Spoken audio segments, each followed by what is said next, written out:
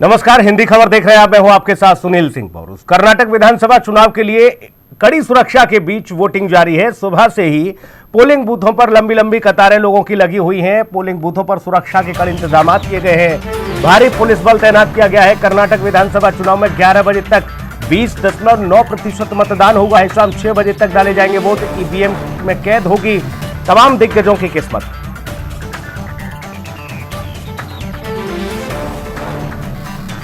साथ ही आप तस्वीरें देख सकते हैं जब दिग्गज वोट डालने के लिए पहुंच रहे हैं, चाहे वह पूर्व मुख्यमंत्री येदियुरप्पा हो या फिर केंद्रीय वित्त मंत्री निर्मला सीतारमण, वो भी अपने मताधिकार का इस्तेमाल करने के लिए पहुंची हैं। यहां बेंगलुरु में उन्होंने विजयनगर पोलिंग बूथ पर जाकर वोट डाला। सुबह से ही पोलिंग बूथों पर लंबी लंबी कतारें लगी हुई हैं। मतदाताओं की पोलिंग बूथों पर सुरक्षा के कड़े इंतजाम किए गए हैं। भारी पुलिस बल तैनात किया गया है। कर्नाटक में आपको ये बता दें कि विधानसभा कि 224 सीटों के लिए सुबह 7 बजे से मतदान जारी है। कड़ी सुरक्षा व्यवस्था के बीच वोटिंग की जा रही है, जो कि शाम 6 बजे तक चलेगी। तमाम दिग्गज भी वोट डालने के लिए पहुंचे हैं। उससे पहले पूजा पाठ करते हुए और फिर मताधिकार करते हुए, मताधिकार का इस्तेमाल करते हुए और लोगों से अपील करते हुए कि बाद में जलपान पहले मतदान। और ये 6 तस्वीरें आपके टेलीविजन स्क्रीन पर है। और सवाल यही कि आखिरकार कर्नाटक का किंग कौन? क्या इतिहास दोहराया जाएगा या फिर इस इतिहास को पलट दिया जाएगा? ये एक बड़ा सवाल है, क्योंकि कर्नाटक में कोई भी सरकार रिपीट नहीं हुई है लंबे अरसे से। और ऐसे में ये माना जा रहा है कि इतिहास को इस बार बदला जाएगा, क्योंकि भारतीय जनता पार्टी ने इड़ी चोटी का जोर लगा दिया। साथ ही कांग्रेस ने भी कोई कोर कसर नहीं छोड़ी। अपने मैनिफेस्टो में लोक लुभावन वादे के साथ बजरंग दल की एंट्री भी कांग्रेस ने करा दी थी और उसी के बाद फरियत भी हो गई थी। भारतीय जनता पार्टी ने इसे जमकर भुनाने की कोशिश की। 6 तस्वीरें आपके टेलीविजन स्क्रीन पर हैं, जहां पर आप दिग्गजों को वोट डालते हुए देख सकते हैं और बड़ी संख्या में मतदाताओं को देख सकते हैं जो लंबी लंबी लाइनों में लगे हुए हैं। तमाम ऐसे मतदाता हैं जो पहली बार अपने मताधिकार का इस्तेमाल करने के लिए पहुंचे हैं। युवा जो पहली बार वोट डालने के लिए पहुंचे हैं, बड़े ही उत्साहित और जोश के साथ ये मतदाता नजर आ रहे हैं। निर्वाचन आयोग ने भी जबरदस्त बंदोबस्त किए, जबरदस्त तैयारी की है विधानसभा चुनाव के लिए। निर्वाचन आयोग ने यहाँ सेल्फी पॉइंट के साथ पिंक बूथ और सुरक्षा के कड़े इंतजाम यहाँ किए हैं। शांतिपूर्ण तरीके से ये मतदान संपन्न हो, उसके लिए पूरी कमर कसी गई और कर्नाटक का मैदान तैयार है, जंग जारी है और वोटिंग धड़ाधड़ यहाँ पर पड़ती हुई। और आपको बता दें कि लंबी लंबी लाइनें लगी हुई हैं मतदाताओं की पोलिंग बूथों पर। तो कर्नाटक का किंग कौन होगा, ये 13 तारीख को हालांकि स्पष्ट हो जाएगा, लेकिन अभी बड़े जोश के साथ, उत्साह के साथ मतदाता अपने मताधिकार का इस्तेमाल कर रहा है और तमाम दिग्गजों की किस्मत ईवीएम में कैद हो जाएगी। शाम 6 बजे तक ये वोटिंग की प्रक्रिया चलेगी। कर्नाटक में वोटिंग जारी है। कौन किस पर भारी है, ये बड़ा सवाल। कर्नाटक चुनाव कौन मारेगा इस बार दांव? कर्नाटक का मैदान जारी है, मतदान। तस्वीरें आपके सामने हैं। केंद्रीय वित्त मंत्री निर्मला सीतारमण जो कि अपने परिवार के साथ वोट डालने के लिए पहुंची। तस्वीरों में आप देख सकते हैं बेंगलुरु का विजयनगर और इसी पोलिंग बूथ पर पहुंचकर केंद्रीय वित्त मंत्री ने अपना मताधिकार का इस्तेमाल किया। लोकतंत्र के इस महापर्व में अपनी आहुति दी। लोगों से अपील की कि बड़ी से बड़ी संख्या में, ज्यादा से ज्यादा संख्या में लोग घरों से निकलकर पोलिंग बूथ पर पहुंचे और अब वोट डालें।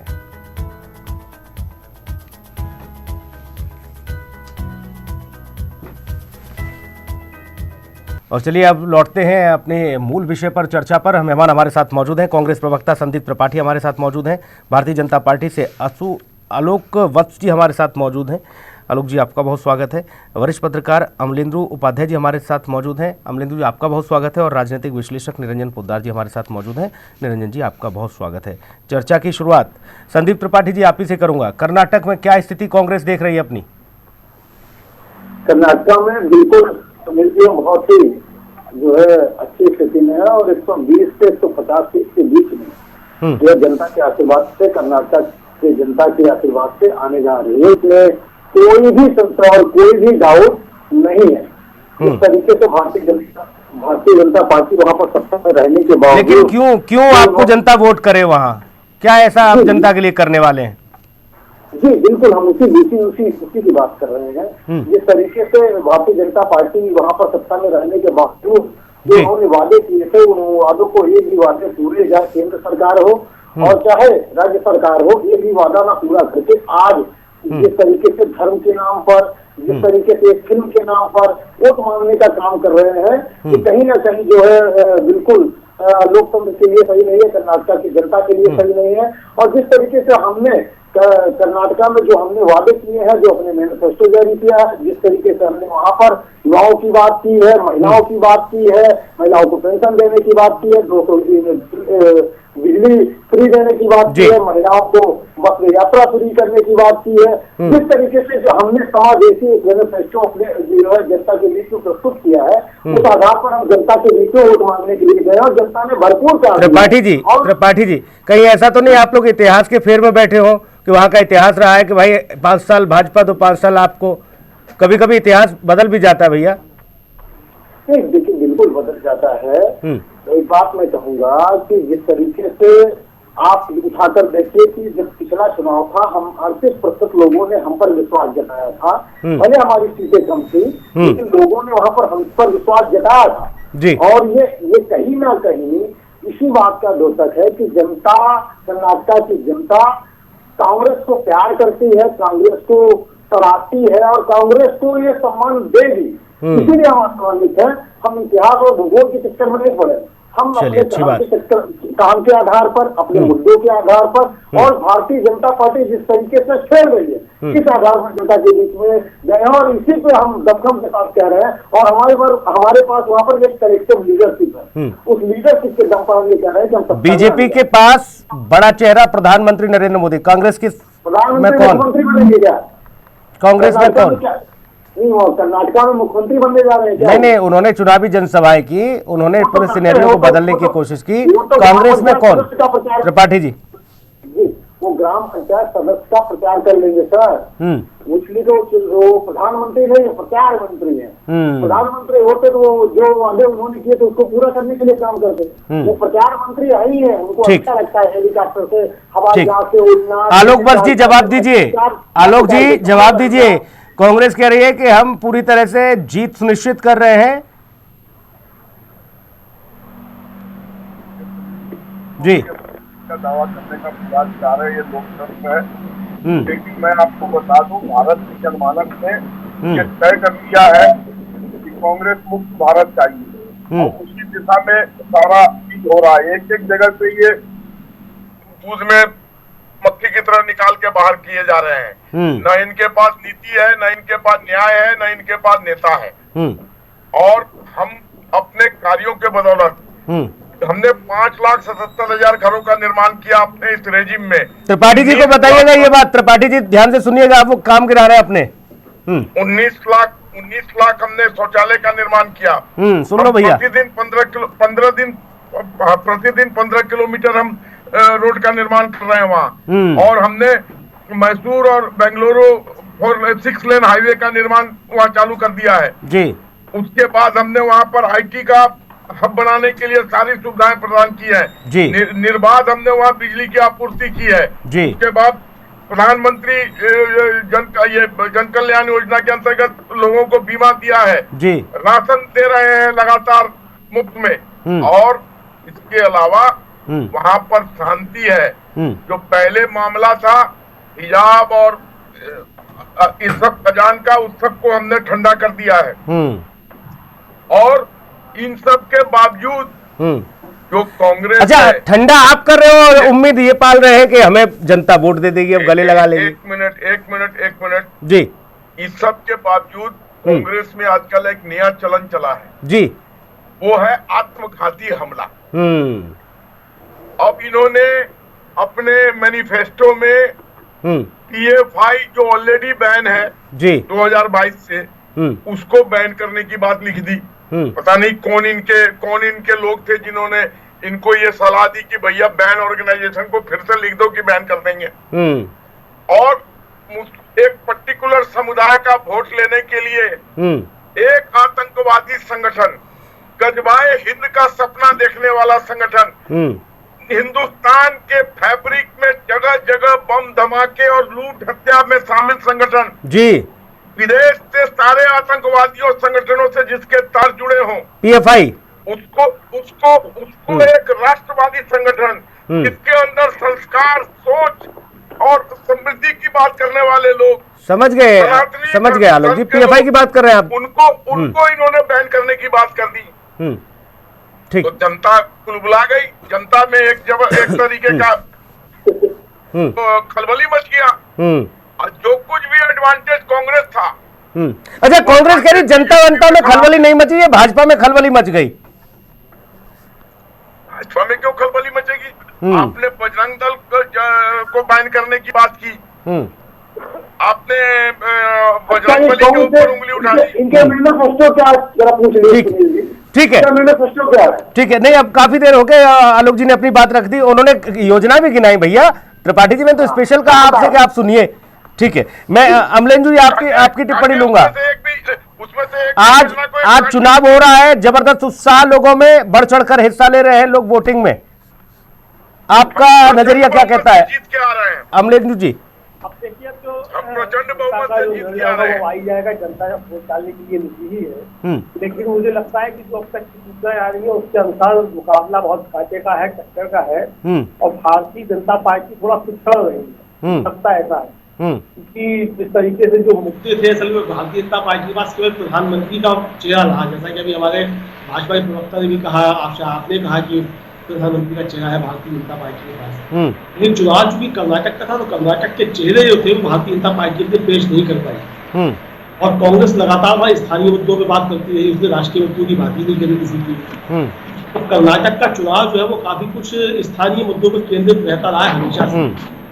इस बार भी जो थे स्थानीय मुद्दे वहाँ काफी हावी रहे, और खासतौर से जो नंदिनी दूध का मुद्दा था वो जनता में काफी गहरे तक रहा। उसका एक कहा जाए नकारात्मक जो कहा जाए प्रभाव था वो भारतीय जनता पार्टी के ऊपर पड़ा जी। अब देखना ये है कि वो किस तरीके से वो वोट में तब्दील होता है कि नहीं होता। हालांकि ये बात सही है कि वहाँ भारतीय जनता पार्टी ने एक अपना आधार तैयार कर लिया है थोड़ा सा हिस्से में। अच्छा, मैं ये समझना चाह रहा था अमलेंदु जी, मिजाज कर्नाटक का कुछ और कहता है, जैसा राजस्थान का मिजाज कहता है, लगभग वही मिजाज है कर्नाटक का भी। लेकिन मुझे ये समझाइए थोड़ा सा, 5 साल में बहुत कुछ इधर उधर हो जाता है, बहुत पानी बह जाता है नदियों में, क्या कुछ वहाँ अपग्रेड हुई हैं चीजें जो भाजपा जिस चीज को ले रही है, खासतौर पर हिंदुत्व को लेकर? देखिए, असल में मुझे लगता है कि वहाँ भारतीय जनता पार्टी के लिए काम इसलिए नहीं करेगी क्योंकि वहाँ जो भारतीय जनता पार्टी का आधारभूत वोट था वो लिंगायत वोट था, और वहाँ लिंगायतों में काफी नाराजगी देखी गई, खासतौर से जगदीश शेट्टार के मसले को लेकर के जी। और येदियुरप्पा जी भी जो है वो अंदर अंदर से नाराज काफी ज्यादा समझे जाते हैं। तो भारतीय जनता पार्टी को जो केंद्रित करना था वो अपने वोट बैंक को संभाल के रखना था और दूसरे वोट बैंक को लेना था। तो भारतीय जनता पार्टी ने वहाँ जो हिंदुत्व का कार्य चला तो उससे उसने हिंदू वोटों को आकर्षित करने की जो चाल चली, लेकिन जो लिंगायत वोट था वो उसके हिंदुत्व वोट से नाराज मालूम पड़ता है जी।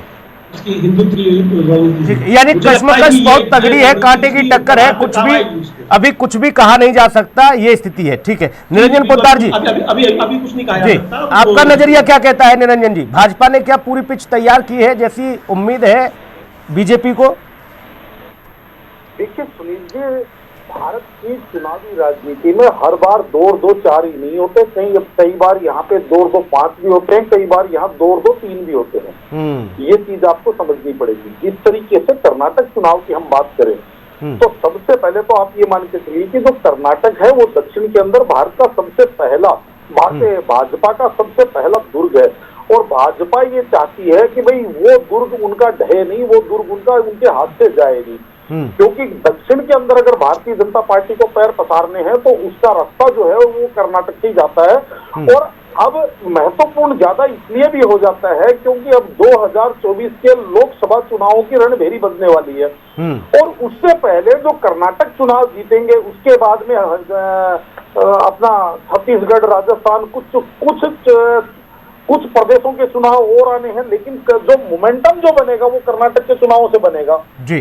तो मेरा मानना ये है कि भारतीय जनता पार्टी कहीं ना कहीं, जिस तरीके से भारतीय जनता पार्टी के ऊपर कुछ आरोप लगे कि भाई 40% की सरकार या कमीशन की सरकार, या मान के चलिए इसको हम दूसरी तरफ देखते हैं तो इनकी जो आंतरिक राजनीति थी, जिस तरीके से वहां पे भारतीय जनता पार्टी के अंदर येदियुरप्पा जी को पीछे किया गया और ये तमाम जो चीजें थी, इनसे कहीं ना कहीं भारतीय जनता पार्टी वहां बैकफुट पे जा रही थी।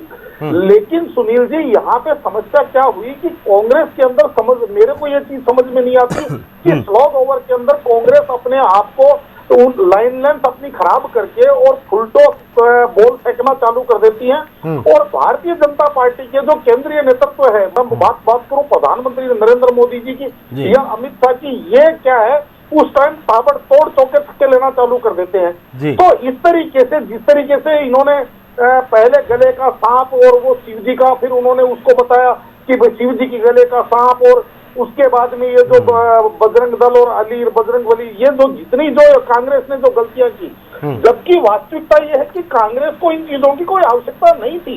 कांग्रेस का चुनाव सही ट्रैक पे जा रहा था, लेकिन जिस तरीके से फिर मोदी जी ने वहां पर चुनाव आया, आपने देखा होगा। त्रिपाठी जी, भैया मैं तो यही समझना चाह रहा था कि ये चुनाव जो है मुद्दों पर आज तो कम से कम वोटिंग हो रही है, तो जनता के मन में जो है वो लेके जाए, लेकिन आज भी वही है, जहरीला सांप, बजरंग बली, यही सब है भैया। त्रिपाठी जी, ये इतनी देर की बहस में हमने तो इस बात का जिक्र नहीं किया है। अभी आप कह रहे हैं, आपके को पैनलिस्ट और लोग कह रहे हैं, तो यही तो कांग्रेस का अंतर है, आप समझिए। हम कभी भी इस तरीके की बात नहीं किए कि जो धार्मिक हो या जो है किसी पर्टिकुलर समाज के लिए हो। पहली चीज आप समझ लीजिए कि जो ये बैंक की बात कही जाती है, यही सरासर गलत है। हम बिल्कुल अपने मैनिफेस्टो में क्लियर कर दें कि हमने ये कहा है कि जो भी सामाजिक तत्व समाज में जो है सांप्रदायिक सौहार्द को बिगाड़ते हैं, चाहे वह PFI हो, चाहे वह बजरंग दल हो, हम ऐसे संगठनों के खिलाफ निर्णायक कार्रवाई करेंगे। बैंक की कहीं बात नहीं करेंगे, पहली बात। दूसरी बात, आलोक बस जी को पता नहीं है, इसलिए ये पढ़े और को पढ़े में अंतर नहीं समझते हैं।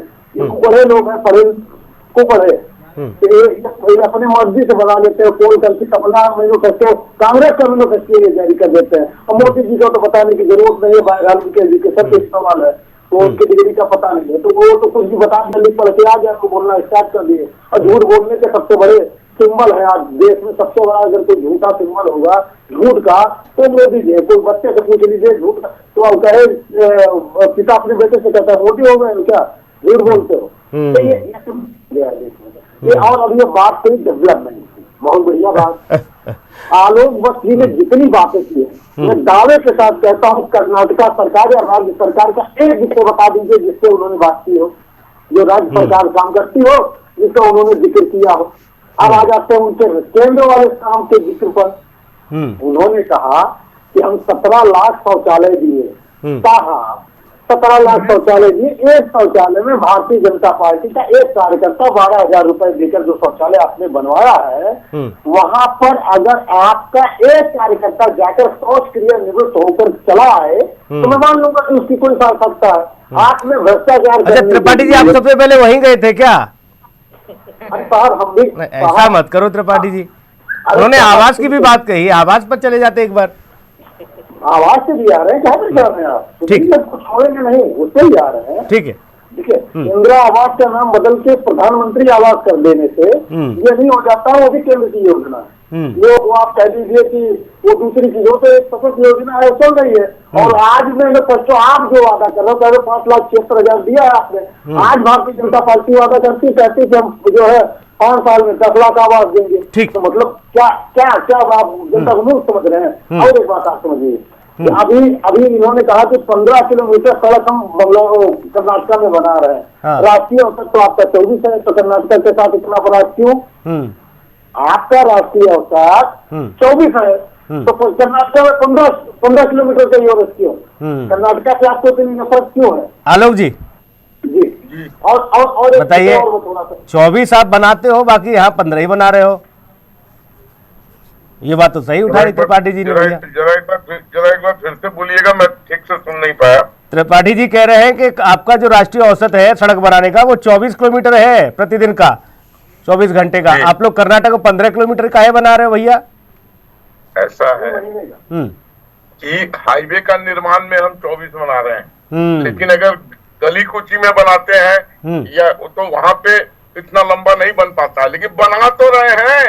और मैं त्रिपाठी जी से पूछना चाहता हूँ कि इनके सारे बड़े नेता, आप प्लीज बोलने दीजिए, आपका यही बहुत बुरा आदत है, आप बीच में बोलने लगते हैं। आप बोल रहे थे तो मैं चुपचाप सुन रहा था। जी जी आलोक जी अपनी बात अभी आपने इनके सारे बड़े नेता सुनील जी टोटली नेता जमानत पे हैं, किसी न किसी केस में लिप्त है। तो इसका क्या जवाब है इनके पास? जी 482 अरब डॉलर का घोटाला इन्होंने 60 वर्षों में विभिन्न घोटालों में किया। भारतीय जनता पार्टी के कैबिनेट के एक भी आदमी अभी तक घोटाले में नहीं आया है। हम इनके प्रधानमंत्री ने कहा था, राजीव गांधी ने, 1 रुपया भेजता हूं तो 19 पैसे पहुंचता है। अच्छा, आज जो आलोक जी एक छोटी सी प्रतिक्रिया चाहूंगा आपकी। आज जो ईवीएम में जो जा रहा है मतदाता, हमने पूछवाया भी था कि भाई बजरंगबली बोल के दबाए बटन या नहीं, हंस दिए, बोले कुछ बताया ही नहीं वो।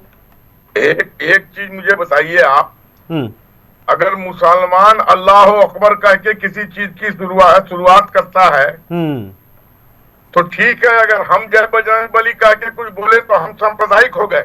जय श्री राम ना अरे सनातनी धर्म है, सनातन धर्म है, 85% लोगों की आबादी है, उसका अगर धर्म जाग गया है, उसकी संस्कार जाग गए हैं, तो उसको दबाने की कोशिश क्यों कर रहे हैं आप लोग?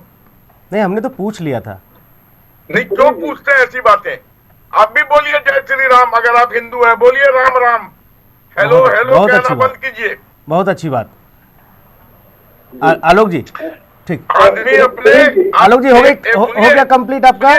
जी सुनिए, मैं एक वाक्य बनाता हूँ। मैं एक बार जर्मनी में था और मैंने वहां से एक आदमी से पूछा एक रोड के बारे में, उसने बोला आई डोंट नो इंग्लिश। मैंने एक आदमी से पूछा कि उसने तो अच्छी अंग्रेजी बोली है, वो बोला आई डोंट नो इंग्लिश, लेकिन मुझे बताया नहीं। बोला वो तुम पर मेहरबान था जो उसने आई डोंट नो इंग्लिश कह के टाल दिया, नहीं तो वो जर्मन में रिप्लाई दे देता। जर्मन के लोग अपनी भाषा को इतना प्रेम करते हैं, और यहाँ पर अगर जय श्री राम बोल दिया या बजरंगबली बोल दिया तो हम सांप्रदायिक हो गए। आप गजवाए हिंद की बात करते हो, आप सबसे संजुदा की बात करते हो। अमलेंदु उपाध्याय जी, सुबह से जो प्रतिशत है, ये माना जा रहा है कि भाई इस बार प्रतिशत जो है बहुत अच्छा जाने वाला है और जनता ताबड़तोड़ जो है वोटिंग करने जा रही है। बहुत संक्षेप में आपकी प्रतिक्रिया। हाँ, जनता ताबड़तोड़ वोटिंग कर रही है, लेकिन जिस बात की जानकारी आलोक जी को है, उस बात की जानकारी भारतीय जनता पार्टी के केंद्रीय नेतृत्व को क्यों नहीं हो पाई कि कर्नाटक की जनता भी अपनी भाषा को बहुत ज्यादा प्यार करती है। आप वहाँ अमूल का दही जमाने के लिए चले गए तो आपको इससे फायदा होगा कि नुकसान होगा? आप कन्नड़ के ऊपर खर्च कर रहे हैं 3 करोड़ रुपया और संस्कृत पे आप खर्च कर रहे हैं 500 करोड़ रुपया, ये भी वहां मुद्दा है। बिल्कुल। तो मुझे लगता है कि जो उत्तर भारत की जो रणनीति है भारतीय जनता पार्टी, वो दक्षिण में नहीं होनी चाहिए। बिल्कुल। इससे नुकसान हो रहा है वहां दक्षिण में जो राजनीति है। बिल्कुल। उत्तर भारत में कामयाब है, लेकिन दक्षिण में ये कामयाब नहीं हो पाएगी, मेरा सोचना ये है। बिल्कुल, देखना होगा कि कर्नाटक के इस रण में क्या इतिहास दोहराया जाता है या फिर इतिहास नया लिखा जाता है। ये बड़ा महत्वपूर्ण है। जनता लगातार वोटिंग करने जा रही है। शाम 6 बजे तक मतदान होगा। बहुत धन्यवाद चर्चा में आप सभी मेहमानों का जुड़ने के लिए। समय का अभाव मेरे पास, बहुत शुक्रिया। खास कार्यक्रम में इतना ही। नमस्कार।